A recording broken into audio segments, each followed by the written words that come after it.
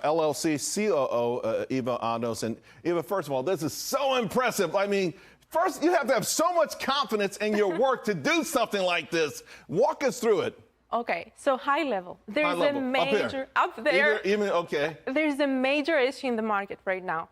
The Russell 1000 growth, the Qs, and other major indices are highly concentrated in the Magnificent Seven. Right. 52% of Russell 1000 growth is in the Magnificent Seven. When they go up, that's fine. When they come down, that's not fine. And as we've seen, Tesla down 35%, Apple down 10% year to date. That's a big issue, and it's legal exposure that fiduciaries have. So we worked with our institutional partner, and we crafted a strategy. And what we did was that we have no Apple, no Tesla, no Microsoft, very little Amazon. And last year, we beat the Russell 1000 growth by 10%.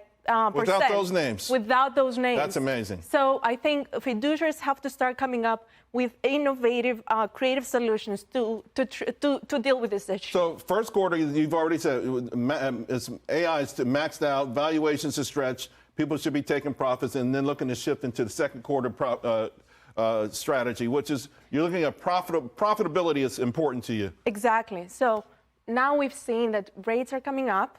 And we've also seen that Magnificent Seven and other mega caps have come up significantly. So we're concerned about valuations. We favor profitability over growth. So we're taking some profits off from companies that have appreciated a lot, and we are moving into, we're reducing some healthcare and IT Reducing weights. healthcare, reducing information tech, but still focused on larger cap names. Moving up Right. in market capitalization, because that's a shorter duration type of strategy. And then as we move to third quarter, because we get the first rate cut. We hope towards the end. Okay. Let's see. But this is crazy. Back to growth. Back to growth. This is your trigger to get back to growth. So we're going back to here. Okay. Right? So we're going back to here, increasing healthcare, reducing increasing IT, and then we're going down in market capitalization. Starting on the small caps. Start nibbling at the small caps here. Increasing our exposure to higher growth companies. And then as we go to fourth quarter, that's going to be reminiscent of Q4 2023, because now we might see 2 rate cuts, right? So that's great news. Hypergrowth will outperform other categories. Again, smaller capitalizations will outperform. It's longer duration. That's going. I like this part here, more speculative, right? More the Fed is accommodative. More people get, so this fourth quarter could be lit. I mean, there could be really a lot of money made there.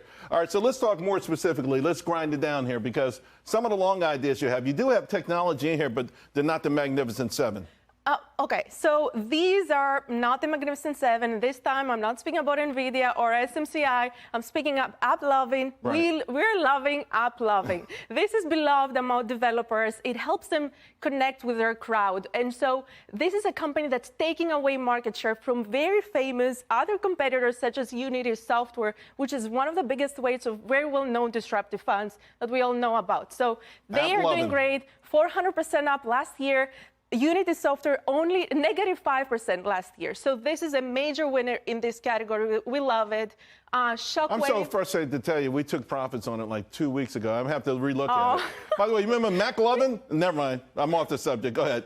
So that's now an overweight for us. And this one too. All of them are, actually. So Shockwave, it breaks out plaque within your arteries. And so this is a great solution as the global population is aging. Right. They target that market.